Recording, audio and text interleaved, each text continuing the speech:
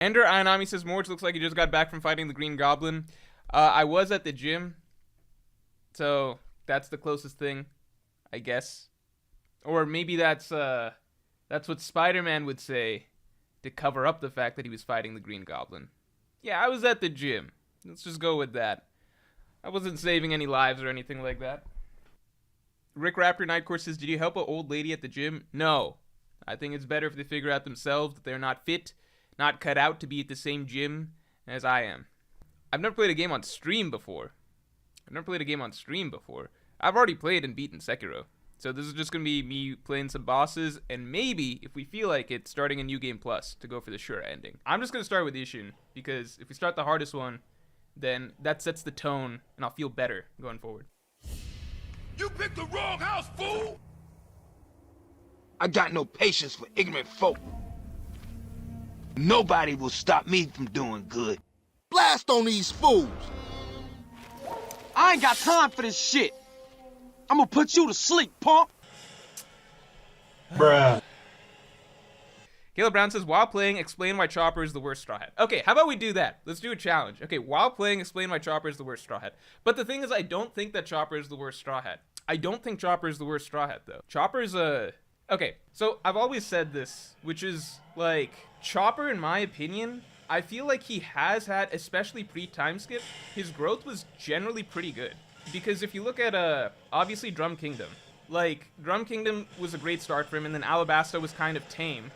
But Alabasta was interesting because it's the first arc that set off his relationship with Usopp, and Usopp was kind of trying to coach him basically on how to be a man and how to be a pirate, because Chopper was obviously stronger in the fight, but Usopp was the one kind of coaching him, like, about the like, you know, just the philosophy of what he's trying to be. And I feel like that carried over really well to the next arc, which was Skypiea. Because in Skypiea, everybody forgets Chopper's arc in Skypiea. He low-key had the second best Straw Hat arc in Skypiea next to Nami. In Skypiea, it was basically like, it was Chopper learning how to be a man, but by himself this time.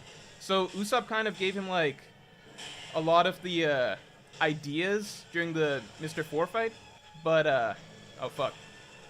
During the Mr. 4 fight, but then, like, Skypiea was the time that, like, Chopper really had to do it by himself, you know what I mean? So, like, the dialogue, the internal dialogue that he had during the Gadatsu fight is actually one of my favorite bits for him in the entire story. And then that carries over again to what we're seeing out of him in, you know, the Davy Back fight. Because, again, it's like, grow up, be a man. And then again, we have, you know, the Enies Lobby incident, which is the first really traumatic experience that he has with the Strats and everything like that. So, a lot of Chopper's arc early on is, like, him learning to be a man. And then what I like about post-time skip is that a lot of it is that, like, he's more, like, he kind of already is. He comes in, like, much more mature and much more ready to take on stuff himself, if that makes sense. I feel like, yeah. Like, he's very, because if you look at everything, right? Like, Punk Hazard, oh fuck, I forgot about this one. Yeah, Punk Hazard, it's like, that's one of the first times that he's really taking initiative to sort of lead, like a mission, which is basically like, we gotta help the kids and everything like that. Obviously Nami gets it started, but like, yeah, Nami gets it started and everything like that, but the latter half of the arc was definitely like him kind of taking lead. And then especially like Zou, Whole Cake Island, like the Chopper and Carrot pairing in Whole Cake Island is like one of the more underrated things because, oh fuck, please be alive, let me heal. All right, Chopper, Whole Cake Island, it's like that's the first time in the series that he's playing the Usopp role to somebody else, you know? What Usopp was to him, like, Chopper's the big brother figure, basically, to Carrot. So, like, a lot... And then the same thing in Wano, where, like, it's easy to forget, but, like, if you look at Wano, right, like, the early stages of Wano, when Big Mom washes up on shore and everything like that, nobody else knows what to do. Only Chopper's, like, the pro in that situation. So, like... It's hard to explain, but I feel like Chopper really has, like, oh fuck, I thought I'd agored. I don't know, I just feel like Chopper's, like, grown as a character, but he just doesn't get, like, he just feels like a mascot so much that, like, he feels like a mascot so much in so many other ways that it kind of overshadows a lot of the growth. But if you look at pre-time skip versus post-time skip, he's clearly a lot more mature post-time skip and takes charge in situations a lot more post-time skip, you know? Have I watched the Mario Bros. Movie yet? Can somebody tell me if the Mario Bros. Movie is good? because I do want to see it. I saw bad reviews, and people are like, well, the audience score is what matters. I don't know. In my opinion, it depends. I feel like there's lots of times that critics review something really well that turns out to be bad, but it's much rarer that the critics review something really bad that I find good. Mario, I kind of just want, like, people said it's just a fan service movie. I'm okay with that, though. For Mario specifically, I kind of would be happy with just a fan service movie. Pete was just a fan service movie, so I assumed it'd be bad for a while. But it's also, I don't know, it's just a fun movie to watch. So when I saw, like, the clip of Mario on Rainbow Road, I was just like, yeah, this seems fun. I'm down to watch this. It doesn't need to have, like, a great plot or character stuff for Mario. The one thing I've never liked, though, is I personally don't care for the origin story when it's like the hero is transported from an outside world into the it's like, I feel like with video game movies they kind of have to do that. Like, same for Sonic, right? Like, the hero from the outside world, hero comes from the outside world and then basically has to learn about the new world and stuff like that. I prefer, I don't know, like, dive into the lore of the world without having to, like, be reminded that like, the real world exists. At least that's what I care about when, like, I don't want a Zelda story where, I don't know, Link's some dude coming from Manhattan or some shit that's like, I don't even know what a Triforce is. I mean, it's fine if he doesn't know what a Triforce is, but, like, you know what I mean? Alright, guys, let's like the stream. Let's get the stream to 400 likes. Dark Souls combat is so janky compared to Sekiro. So, again, yesterday I played Sekiro, right, for the first time after playing Dark Souls. After playing Dark Souls 3. Alright, we're gonna heal, because we want to make sure that we get our gourds back. And playing Sekiro right away, it felt really weird. For a moment I was like, wait, Sekiro feels really janky. Sekiro feels really, really janky.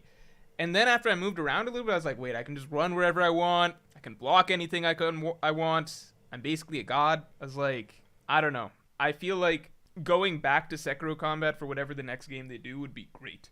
It's just hard to, it's going to be very, very hard to balance, in my opinion, because new players are, because you need to be able to give a challenge for old players, but new players are going to get wrecked if the average boss, mini boss, etc. is harder than it was in Sekiro, you know?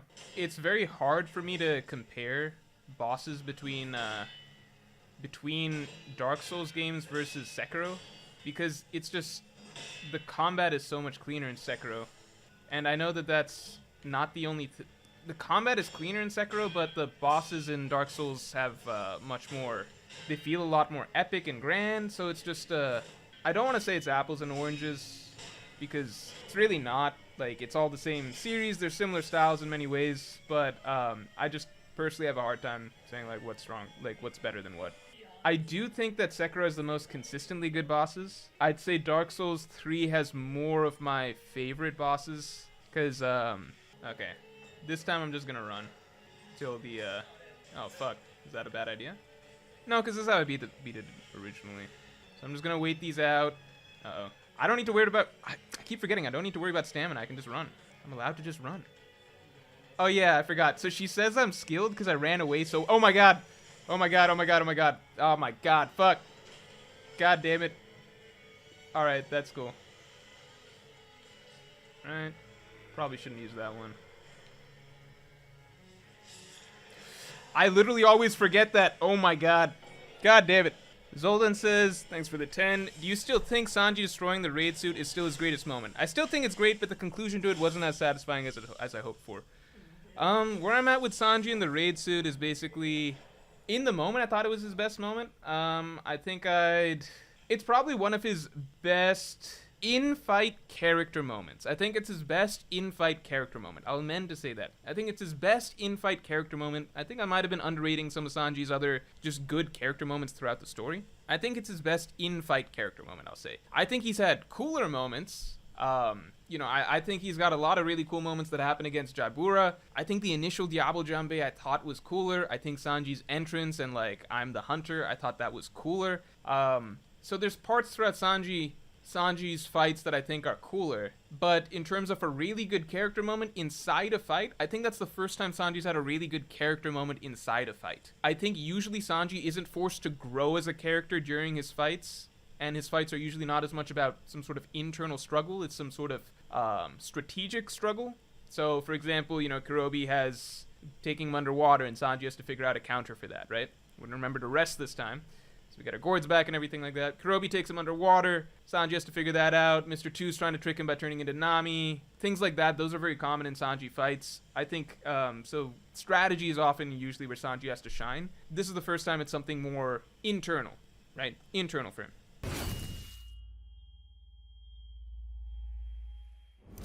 Pay attention, moron. You asleep or something?